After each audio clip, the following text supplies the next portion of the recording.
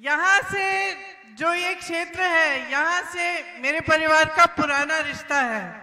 आपने भी सुना होगा पंडित नेहरू जी की समय से, जब मोतिया डुमरिया गांव के एक कार्यकर्ता ने अपनी बेटी की शादी के लिए बुलाया था, तो आपने ये कहानी सुनी होगी। सुनी है? क्या सुना है? कि पंडित जी को बुलाया था अपनी बेटी की शादी में। उस समय बहुत दिन लगते थे पत्र को पहुंचने में, तो पता नहीं वो पत्र पहुंचा था कि नहीं, लेकिन ऊपर से एक हवाई जहाज जा रहा था, तो सबने सोचा शायद पंडित जी आ रहे हैं। उस समय शायद पंडित जी नहीं आए, लेकिन आज मैं आ गई हूं उनकी जगह में, बहुत सालों बाद। इंदिरा जी के दिल में बाबा वैद्यनाथ जी के लिए बहुत श्रद्धा थी और आपके पूरे समुदाय के लिए बहुत श्रद्धा थी।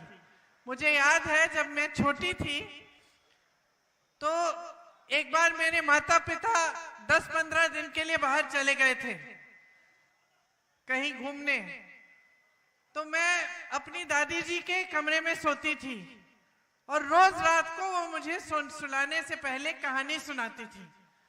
और उनकी एक सबसे उनको जो पसंद थी वो किताब थी, एक आदिवासी मछुआरे की कहानी थी, और हमको हर रोज रात को मुझे वो कहानी सुनाती थी।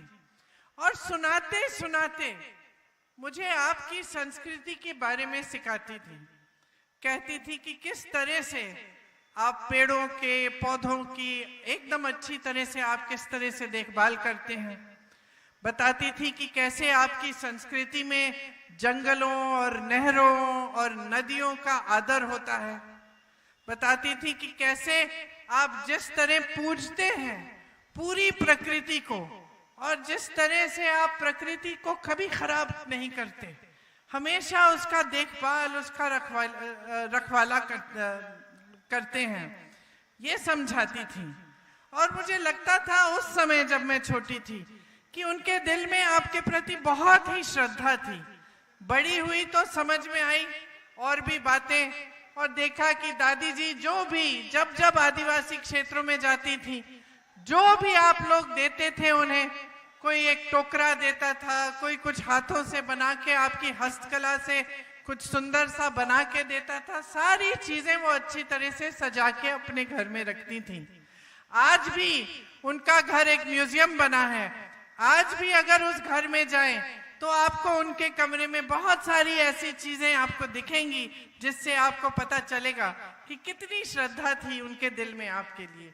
तो उन्होंने बचपन में हमें ये सब चीजें सिखाई, लेकिन इसके साथ साथ ये जो उनकी श्रद्धा थी पूरे आदिवासी समाज के लिए, वो श्रद्धा कांग्रेस पार्टी की नीतियों में भी आपको प्रकट होती है, वो दिखती है। तो इंदिरा जी ने जल, जंगल और जमीन का अधिकार आपको मजबूत तरह से दिया। जमीन के पट्टे और जंगल पे जो अधिकार हैं उन्होंने ही मजबूत बनाए। आपका तो वैसे भी जो इतिहास है उस पर आपको बहुत गर्व होना चाहिए, पूरा देश का गौरव है। सिद्धो कान्हो, चांद भैरव जी और तिलका मांझी जैसे महान नेता यहीं से उभरे हैं। मैं उन सभी आदिवासी नायकों को प्रणाम करती हूं और आपका इतिहास जो है उससे प्रेरणा लेती हूं। हमारी जो नीतियां हैं कांग्रेस पार्टी की, वो हमेशा आपको मजबूत बनाने वाली नीतियां रही हैं। लेकिन आज जो देश में सरकार है भाजपा की, वो ठीक तरह से ना आपको पहचानती है और ना आपके लिए ठीक नीतियां बनाती है। आपने देखा होगा कि आज क्या हो रहा है देश में। आपके मुख्यमंत्री जी चुनाव से पहले ही जेल में डाल दिए जाते हैं। क्यों?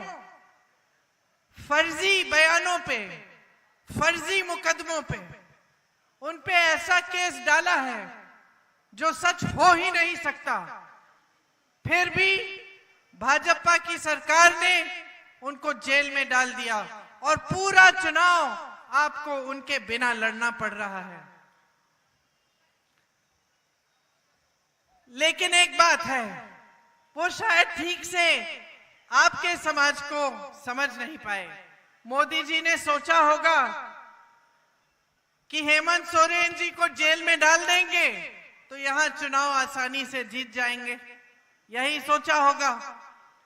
लेकिन आपका समाज, आदिवासी शक्ति इतनी मजबूत है, आप में इतना गर्व है, आप में इतनी शक्ति है कि आज देखिए कल्पना जी हेमंत जी की लड़ाई लड़ रही हैं, शेरनी की तरह अभी आने वाली हैं, शेरनी की तरह सब मुसीबतों का सामना करते हुए वो उभर गई हैं और आगे आई हैं। आपके बीच हर जगह जाकर हेमंत जी की बात पहुंचा रही हैं और हमारे जो पूरे इंडिया गठबंधन के प्रोग्राम हैं उनके बारे में बता रही हैं। मैं उनको अपनी छोटी बहन मानती हूं और नारी शक्ति की प्रतीक मानती हूं। जब जब मैं उनको देखती हूं मुझे बहुत खुशी होती है, मुझे बहुत गर्व होता है। सोचिए, आज तक उन्होंने राजनीति नहीं की थी, आज तक बच्चों का देखभाल कर रही थी घर पे, अचानक उनके पति को जेल में डाला जाता है, घबराती नहीं है, हिम्मत नहीं हारती, घर पे बैठ के रोती नहीं है, उठ के अपने पति की लड़ाई, अपनी समाज की लड़ाई आगे बढ़ाती हैं और हिम्मत से लड़ रही हैं। तो आप सबको बहुत गर्व होना चाहिए कि आपके आदिवासी समाज की शक्ति आज उनमें दिख रही है। देखिए आज देश के क्या हालात हैं। एक ऐसी सरकार है देश में जो आपका आदर नहीं करती। इसका मिसाल यही है कि आपके मुख्यमंत्री जी को चुनाव से एकदम पहले उन्होंने जेल में डाल दिया है। लेकिन एक और बड़ा मिसाल है कि इनके नेता जगह जगह जाके ये कह रहे हैं कि अगर इनको पूरी बहुमत से जिताया जाएगा तो संविधान को बदल डालेंगे। इस संविधान ने आपको अधिकार दिए हैं, इस संविधान ने आपको अपने जंगलों पे, जल पे, जमीन पे हक दिया है।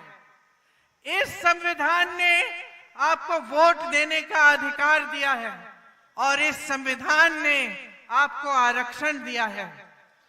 जब भाजपा के नेता इसको बदलने की बात करते हैं तो उनका क्या मतलब है, क्यों की है ये बात, इसको गहराई में समझने की जरूरत है।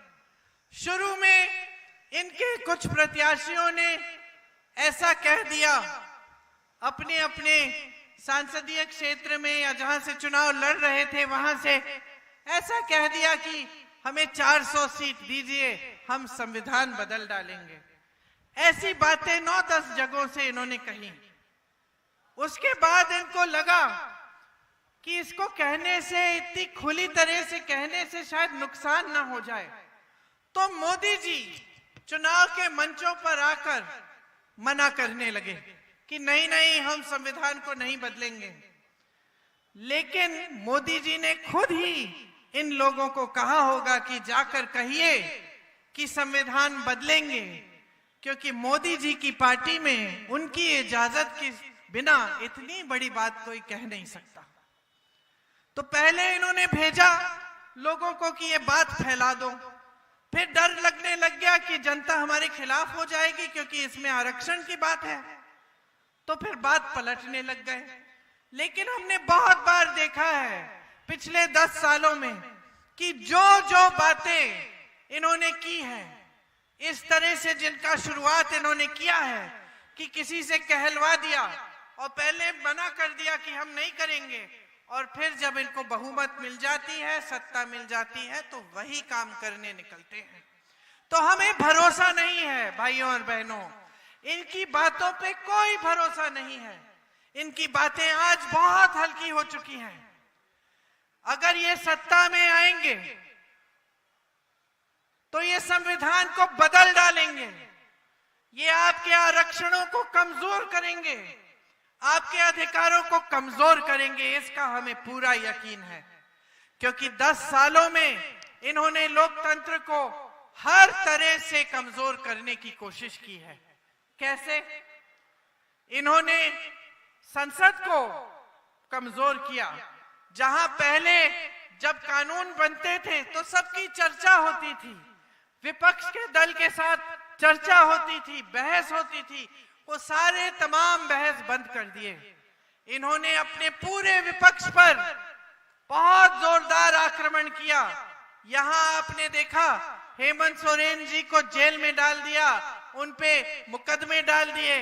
राहुल गांधी जी पे कई प्रदेशों में अलग अलग मुकदमे डाले गए, उनको संसद से निकाल दिया गया, उनको अपने घर से भी निकाल दिया गया। दिल्ली के मुख्यमंत्री जी को भी जेल में डाल दिया गया, उन पर भी मुकदमे डाले गए और कांग्रेस पार्टी के खातों को भी बंद कर दिया। इसके साथ साथ न्यायपालिकों पर भी आक्रमण किया, उनको कमजोर करने का काम किया।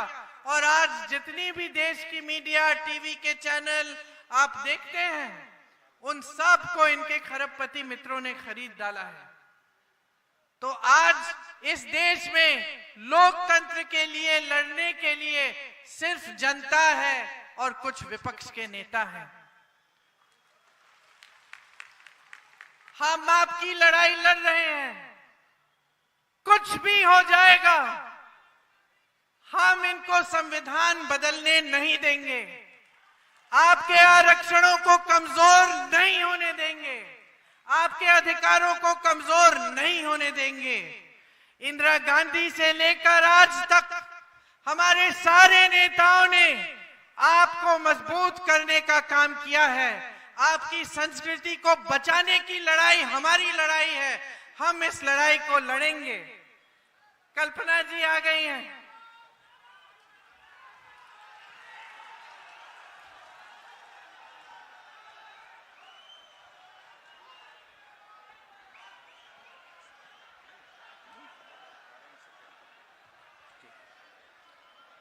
जल, जंगल और जमीन पर जो आपके अधिकार हैं, उनकी रक्षा करनी हमारी जिम्मेदारी है। नमस्कार, आजा इधर आजा, यहाँ जाइए, यहाँ जाइए। मैं इनको अपनी छोटी बहन मानती हूँ।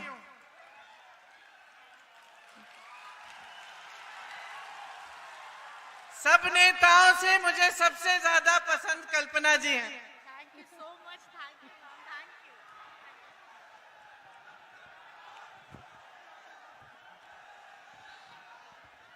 मैं कह रही थी कि जो जल, जंगल और जमीन पर आपके अधिकार हैं, इनको बचाना हमारा काम है, हमारा कर्तव्य है। आज भाजपा के नेताओं और इनके बड़े बड़े खरबपति मित्रों की नजर आप ही के जल, जंगल, जमीन पे है।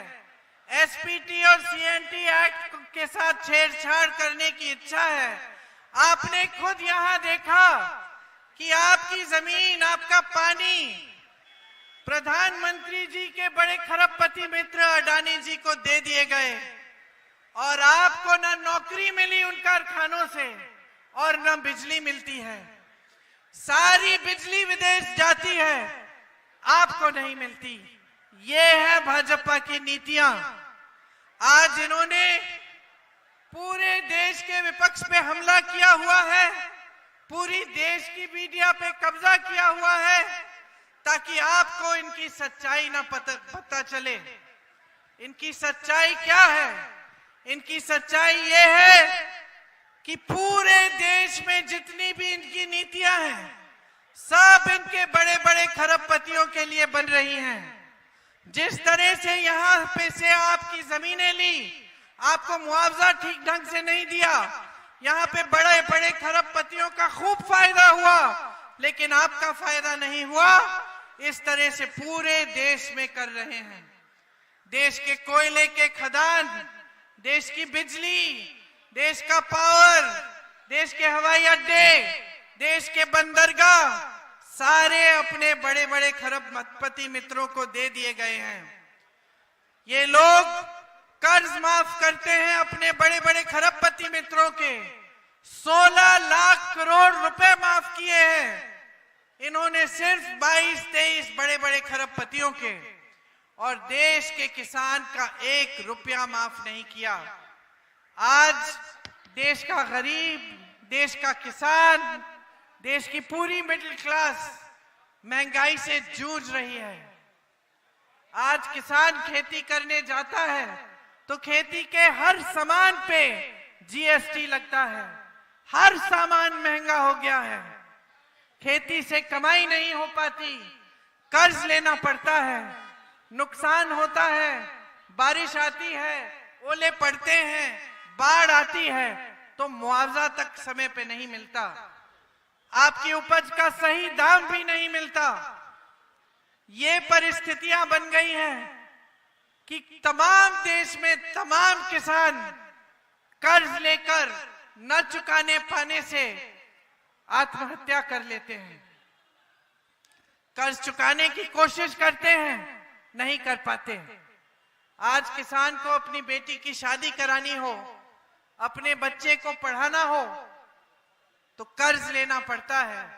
खेती में नुकसान हो गया तो नई खेती करने के लिए कर्ज लेना पड़ता है। खाद समय पे नहीं मिलता, पेट्रोल डीजल महंगा हो गया है, हर चीज महंगाई से दबी हुई है, कमाना मुश्किल हो गया है। इसी तरह से मेरी बहनें आज दुकान जाती हैं तो आधी चीजें खरीद नहीं पाती। घर पे कोई बीमार पड़ जाता है या कुछ नुकसान हो जाता है किसी वजह से, 2-3 दिहाड़ियां नहीं मिलती तो कोई भूखा रह जाता है घर पे। और आदिवासी समाज के लिए तो और भी मुश्किलें बढ़ गई हैं। आपके लिए महंगाई एक बहुत बड़ा बोझ बन गई है, आप इसका सामना कर नहीं पा रहे हैं। अगले दिन को किस तरह से आप निकालेंगे, किस तरह से आप अपने जीवन का सामना करेंगे, इसके बारे में मोदी जी और उनके बड़े बड़े नेताओं को कुछ नहीं मालूम। यहाँ के जो प्रत्याशी हैं वो बाहर के हैं, दिल्ली में ही रहते हैं हमेशा पूरे समय। जो भाजपा के प्रत्याशी हैं, दिल्ली में एक बड़ा होटल है ताज होटल, उसी के चेंबर में रहते हैं हमेशा। वहीं पे बड़े बड़े रेस्टोरेंट में बड़े बड़े खरबपतियों को खिलाते पिलाते हैं, लेकिन यहां आपके बीच नहीं आते। ये आप जानते हैं। देखिए, जो जनता से कट चुका है वो जनता का भला नहीं कर सकता। आज मोदी जी भी और यहाँ के प्रत्याशी भी इतने आगे बढ़ चुके हैं कि वो जनता से कट गए हैं। उन सब का अहंकार बहुत ज्यादा हो गया है, आपके बीच आते नहीं हैं। मोदी जी का अपना संसदीय क्षेत्र है वाराणसी, उसमें एक गांव के अंदर नहीं जाते, एक बार जनता से नहीं मिलते। और यहाँ आपके प्रत्याशी किसी के गांव में नहीं जाते, कभी पूछते नहीं कि आपका जीवन कैसे गुजर रहा है। किसी के घर में जाकर ये पूछना कि महंगाई का सामना कैसे कर रहे हो, आज ये गैस का सिलेंडर इतना महंगा हो गया है, इसको कैसे खरीद रहे हो, कितने संघर्ष हैं आपके, कितनी मुसीबतें हैं, ये कोई पूछता नहीं है। आज पूरे देश में ना किसानों की सुनवाई है, ना नौजवानों की सुनवाई है, ना मजदूरों की सुनवाई है। मजदूरों का शोषण हो रहा है, नौजवानों के लिए रोजगार के लिए कोई स्कीम नहीं है, भयंकर बेरोजगारी है देश में। मोदी जी के 10 सालों के राज में 45 सालों में सबसे ज्यादा बेरोजगारी है। 70 करोड़ नौजवान आज हमारे देश में बेरोजगार हैं। आप बताइए, जितने नौजवान यहाँ खड़े हैं, हाथ उठाइए, सब शिक्षित हो कि नहीं, पढ़ाई लिखाई की है? सारे शिक्षित हो, क्योंकि आज कोई ऐसा परिवार नहीं है, चाहे जितना भी पिछड़ा, जितना भी गरीब न हो, जो अपने बच्चों को पढ़ाता नहीं है। लोग कर्ज लेंगे, कर्ज उठाएंगे, मेहनत करेंगे, 2-2, 3-3 परिवार के सदस्य काम करेंगे, नौकरी ढूंढेंगे, मजदूरी करेंगे, लेकिन अपने बच्चों को जरूर पढ़ाएंगे। तो आज तमाम जनता शिक्षित है। किसी ने बीटेक की है, किसी ने बीएससी की है, किसी ने एमएससी की है, लेकिन किसी को रोजगार नहीं मिलता, क्योंकि जहां जहां से रोजगार बनते थे वो सारे साधन मोदी जी की नीतियों से खत्म होने जा रहे हैं। आपने खुद ही देखा, यहां अडानी जी आए, आपकी जमीन ली, आपको रोजगार मिला? आपको रोजगार नहीं मिला। जो जो बड़े बड़े सरकारी कारखाने थे जिससे आपको स्थायी रोजगार मिलता था, वो तमाम अपने बड़े बड़े खरबपति दोस्तों को सौंप दिए हैं इन्होंने। उनकी जितनी भी सब्सिडरीज है उनको दे दिया है खरबपतियों को। जैसे मैंने आपको कहा, सारे बंदरगाह, खदान सब इन बड़े बड़े खरबपतियों को दे दिए हैं। रोजगार कहां से आएगा? खेती किसानी से आता था, आज खेती किसानी में खुद कमा नहीं पा रहा है कोई, तो रोजगार क्या देगा? एक समय में छोटे कारोबारों से भी आता था, जो आप अपना बिजनेस शुरू करते थे, कोई मैन्युफैक्चरिंग का यूनिट, कोई छोटी मोटी दुकान या कोई अपना छोटा कारोबार। लेकिन नोटबंदी के चलते, जीएसटी के चलते छोटे बिजनेस के लोगों की पूरी तरह से इन्होंने कमर तोड़ दी। तो छोटे बिजनेस भी कमा नहीं पाते, तो वो भी रोजगार नहीं दिलवा रहे हैं। और जहां तक इनकी रोजगार की स्कीम है, तो ये अग्निवीर जैसी स्कीम लाते हैं। आप सब मेहनत करते थे, यहाँ के नौजवान, कि हम सेना में भर्ती होंगे, देश के लिए शहीद होने की इच्छा थी, लेकिन अपने माँ बाप का देखभाल, अपने परिवार की परवरिश, अपने परिवार के लिए एक स्थायी रोजगार लेने की भी इच्छा थी। आप सबने परिश्रम किया। मोदी जी की सरकार ने क्या किया? अग्निवीर ले आए, बोला कि 4 साल बाद सेना में भर्ती हो जाओ, 4 साल बाद घर आ जाओ, फिर से नौकरी ढूंढना शुरू करो। तो आज नौजवान सोचता है कि मैं क्यों करूं इतना परिश्रम, जब 4 साल बाद घर लौट जाऊंगा फिर से मैं बेरोजगार हो जाऊंगा, कोई स्थायी नौकरी नहीं। कल को मैं शहीद भी हो गया तो मुझे पूरी तरह से शहीद का दर्जा नहीं मिलेगा, शहीद का पेंशन भी नहीं मिलेगा। सरकारी कर्मचारियों को देखिए, आज पुराना पेंशन सिर्फ और सिर्फ कांग्रेस के प्रदेशों में मिल रहा है। जहां जहां भाजपा है वहां पुराना पेंशन नहीं मिलता, नया पेंशन है। तो लोग सालों के लिए आजीवन सरकारी नौकरी करते हैं, ये सोच के कि जब हम बुढ़े होंगे, जब हम रिटायर होंगे, तो कोई साधन होगा, हमें थोड़े थोड़े पैसे हर महीने मिलेंगे। आज उन पैसों पर भी आपका अधिकार खत्म कर दिया है। तो इस सरकार ने पूरी तरह से जनता को कमजोर करने का काम किया है। ऐसी ऐसी नीतियां लाए हैं जिनसे आपकी कमर टूट रही है, जिनसे महंगाई बढ़ रही है, बेरोजगारी बढ़ रही है, और आपकी कहीं पे कोई सुनवाई नहीं है। आज कांग्रेस पार्टी आपको ये गारंटी दे रही है कि किसानों के लिए हम कर्ज माफी के लिए एक स्थायी आयोग बनाएंगे।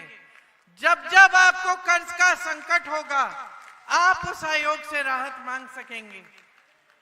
आपके खेतों पर जब नुकसान होगा तो 30 दिन के अंदर अंदर उसका पूरा मुआवजा आपको मिलेगा, भुगतान आपको मिलेगा। खेती के सारे सामानों से जीएसटी को हटाया जाएगा, उनको सस्ता किया जाएगा। आज आपको सही दाम नहीं मिलता उपज का, हम आपको सही दाम दिलवाएंगे, ये कानून बनाएंगे। ये आपका कानूनी अधिकार बन जाएगा कि आपको उपज के लिए न्यूनतम समर्थन मूल्य मिलना है। और जो आपकी यहाँ की उपज है, जो आपकी कुछ ऐसी उपज है जो यहाँ आपके जंगल के इलाकों में होती है, उन उपजों के लिए भी हम न्यूनतम समर्थन मूल्य दिलवाएंगे। SC/ST का सब प्लान हम लागू करेंगे और जितने इन्होंने संशोधन किए हैं उन संशोधनों को हम ठीक करेंगे। और जिस तरह से इन्होंने आपके समुदाय, आपके समाज पर लगातार आक्रमण किया है, उस आक्रमण को हम रोकेंगे। आज पूरे देश भर में श्रमिकों का शोषण होता है।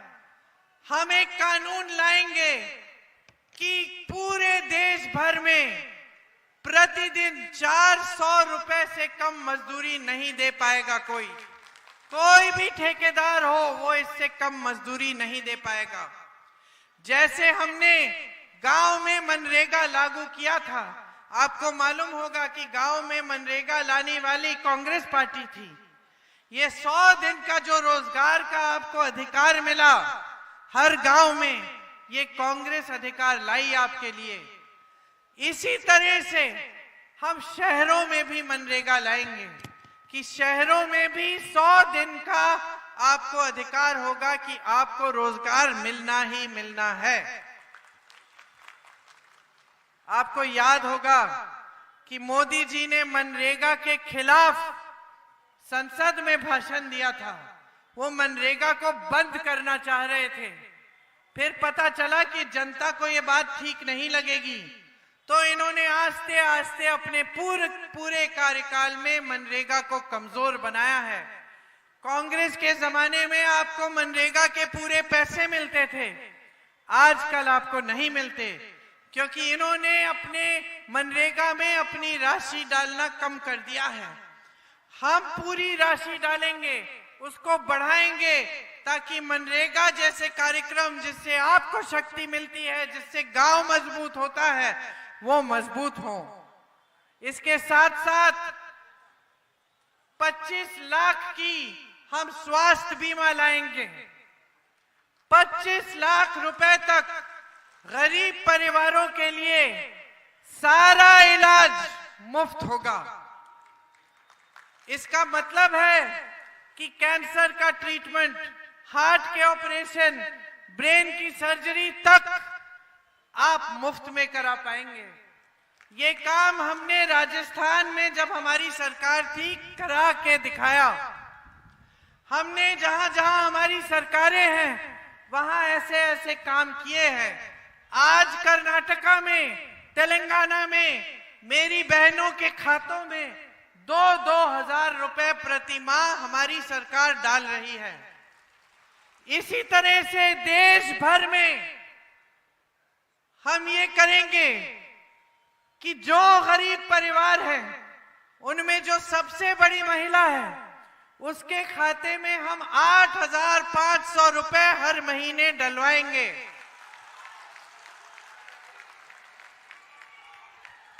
इससे 1 लाख रुपए हर साल हर गरीब परिवार में पहुंच जाएंगे, डायरेक्ट सरकार की तरफ से, ताकि आप महंगाई का सामना कर पाएं। महिलाओं को 50% सारी जो सरकारी रोजगार है महिलाओं को मिलेंगे। इसके साथ साथ आशा बहुएं, आंगनवाड़ी, मिड डे मील वाली बहनों का हम मानदेय बढ़ाएंगे। मेरे नौजवान साथी यहां खड़े हो, मैंने कहा आप सब शिक्षित हो, लेकिन आपको रोजगार नहीं मिलता। हम एक स्कीम लाना चाहते हैं जिससे जो नौजवान स्नातक पास है उसको एक अप्रेंटिसशिप के प्रोग्राम में डाला जाएगा, जिससे बड़े बड़े सरकारी कारखानों में उसको 1 लाख रुपए सालाना नौकरी मिल जाएगी। उस नौकरी से उसका हुनर बढ़ेगा और वो 1 लाख रुपए कमा पाएगा, और कमाते कमाते वो सीखेगा भी, ताकि बाद में उसको एक स्थायी नौकरी मिल पाए। ये हमारी गारंटी है आपके लिए। हम पेपर लीक के खिलाफ एक सख्त से सख्त कानून लाएंगे, क्योंकि आजकल आप त्रस्त हैं।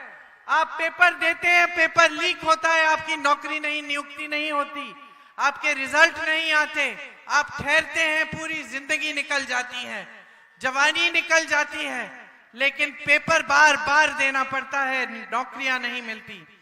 इसीलिए पेपर लीक के खिलाफ एक सख्त कानून लाएंगे, जिससे जो अधिकारी पेपर लीक करने की कोशिश करे या मदद करे या कोई घोटाला करे, उस पर सख्त से सख्त कार्रवाई होगी।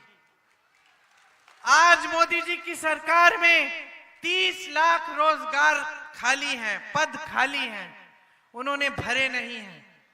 हमारी गारंटी है कि हमारी सरकार के आते ही हम ये 30 लाख के 30 लाख पद भरेंगे, आपको ये रोजगार मिलेंगे। हमारी सबसे बड़ी नीति यही है कि हम देश की जो संपत्ति है वो वापस आपके हाथों में, आपके जेबों में डालना चाहते हैं। आज जो काम मोदी जी ने किया है कि देश की सारी संपत्ति बड़े बड़े खरबपतियों को मिल रही है, और देश का जो आम आदमी है, जो गरीब है, जो मिडिल क्लास है, वो पिस रहा है इनकी नीतियों से। इसको हम बंद करेंगे। ये उनका जो काम है, जो इन्होंने शुरू किया है, जिसका आपके सामने प्रचार नहीं होता, क्योंकि पूरी टीवी के जो जितने भी चैनल हैं सिर्फ ये प्रचार कर रहे हैं कि देश बहुत आगे बढ़ गया है मोदी जी के राज में। 10 सालों में मोदी जी ने जाने क्या क्या कर डाला कि देश इतना आगे बढ़ गया है। जो 70 सालों में नहीं किया वो मोदी जी ने 10 सालों में किया है। तो मैं आपसे पूछना चाहती हूं कि अगर ये प्रचार जो आप हर रोज टीवी पे देखते हैं और बड़े बड़े होर्डिंग्स पे देखते हैं, अगर ये सच्चाई है तो ये सच्चाई आपके जीवन में क्यों नहीं दिख रही? ये 140 करोड़ भारत की जनता के जीवन में ये सच्चाई आज तक उतरी क्यों नहीं है? आज तक आप बेरोजगार क्यों हैं? बेरोजगारी बढ़ क्यों रही है? महंगाई इतनी बड़ी क्यों है? आप अपने बच्चों को पढ़ाने लिखाने में इतना संघर्ष क्यों कर रहे हैं? आपको खेती से आपकी कमाई क्यों नहीं हो रही है? अगर ये सारी बातें सच हैं जो मोदी जी और इनके बड़े बड़े भाजपा के नेता आपको बताते हैं, तो ये सच्चाई आपके जीवन में दिखनी चाहिए कि नहीं?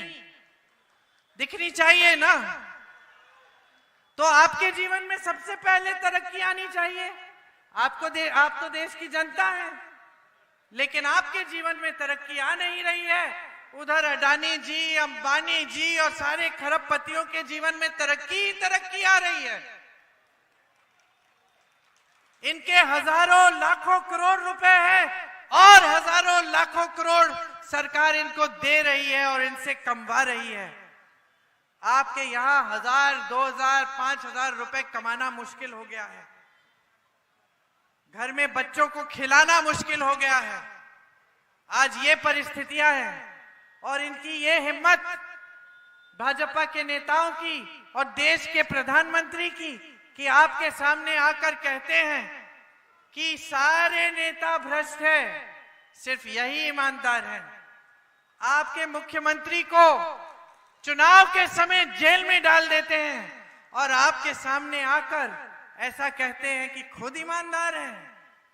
अगर खुद इतने ईमानदार होते तो क्या देश की सारी संपत्ति अपने बड़े बड़े खरबपति मित्रों को दे देते? अगर इतने ईमानदार हैं तो ये इलेक्टोरल बॉन्ड की स्कीम क्या ले आए ये,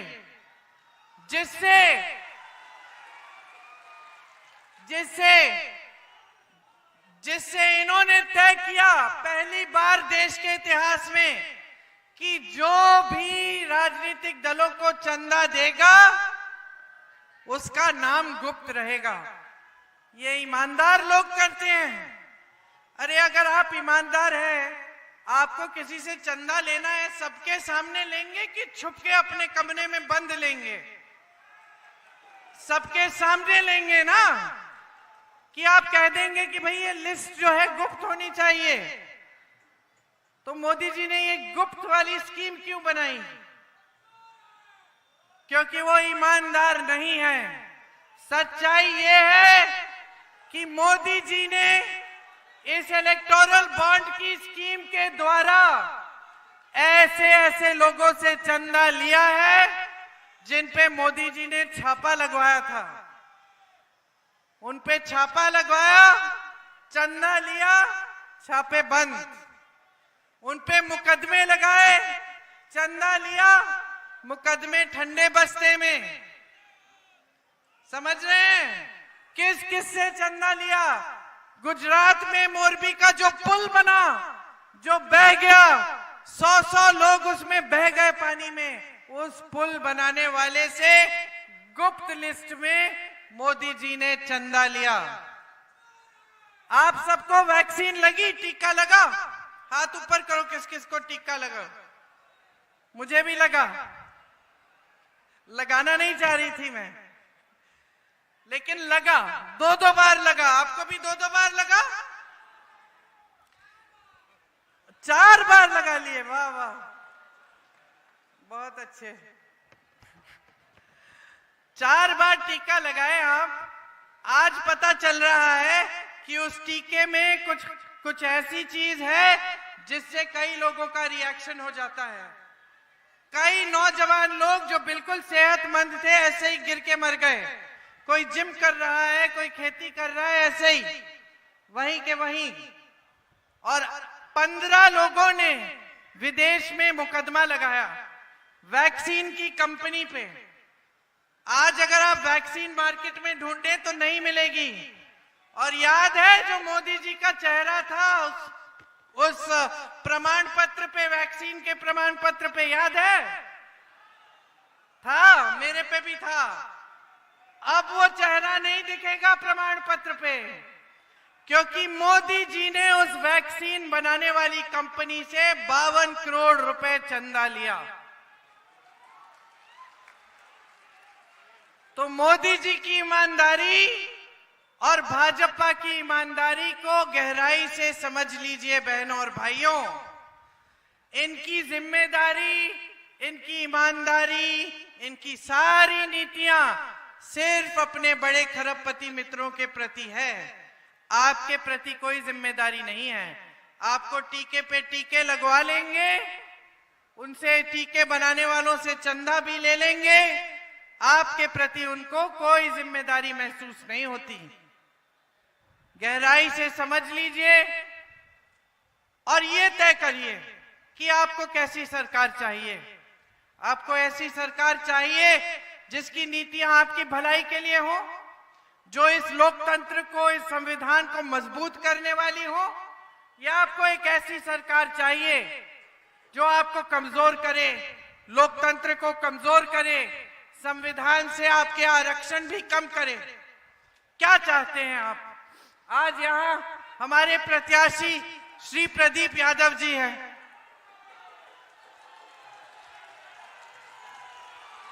आपके अपने हैं,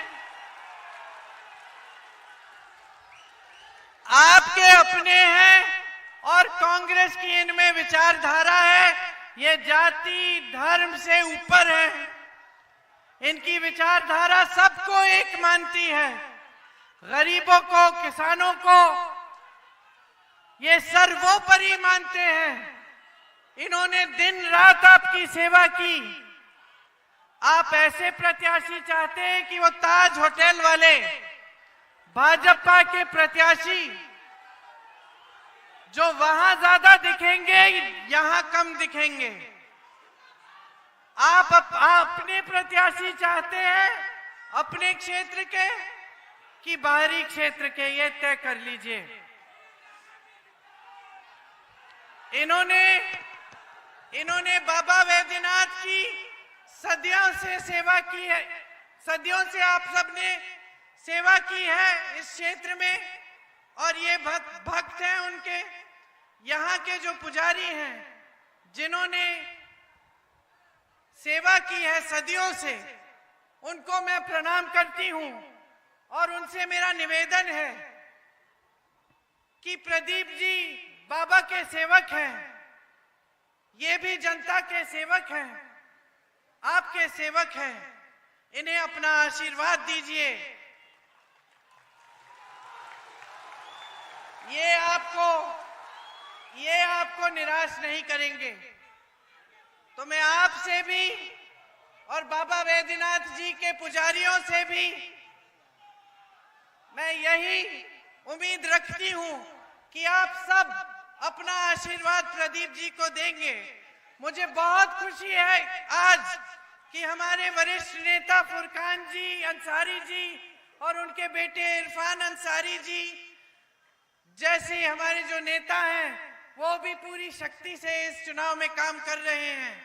हमारी युवा नेत्री दीपिका पांडे जी भी, जिन्होंने मेरे साथ हिमाचल में काम किया और उत्तराखंड में भी काम किया, वो भी लगी हुई है इस चुनाव में। पूरी जो कांग्रेस पार्टी है पूरी इस चुनाव में जी जान से लगी है ताकि आपके प्रत्याशी जीते और यहां से भारी बहुमत से कांग्रेस विजयी हो, कांग्रेस की देश में सरकार आए ताकि हम ये सारी स्कीमें, ये सारी गारंटी आपके लिए लागू करें।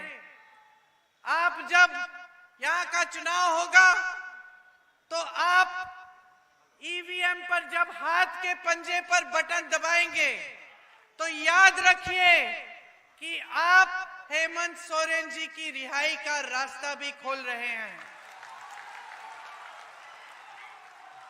आप कांग्रेस पार्टी को जिताएंगे तो आपको एक ऐसी सरकार मिलेगी जिससे आपको गर्व होगा। आपको गर्व होगा कि आपके देश में एक ऐसी सरकार बनेगी जो आपके लिए दिन रात काम करके, आपकी सेवा करके आपको दिखाएगी। आपने बहुत ध्यान से मेरी बातों को सुना। आप सबको बहुत बहुत धन्यवाद। जय हिंद।